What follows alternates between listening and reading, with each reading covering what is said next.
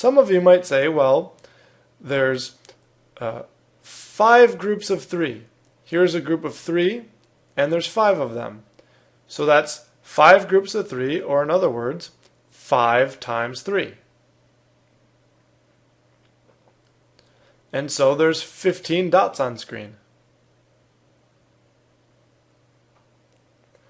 Others of you might look at it a little bit differently.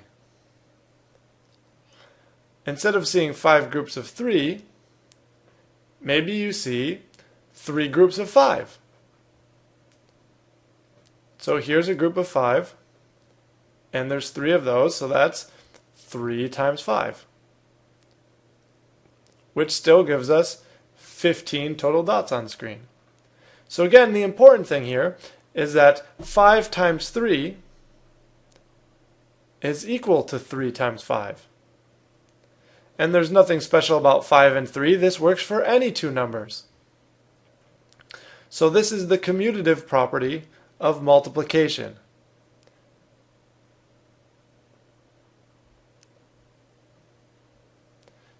And we write A times B is equal to B times A.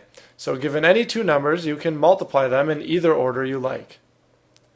These two properties seem simple, the commutative property of addition and the commutative property of multiplication, and they are simple, but they're really important.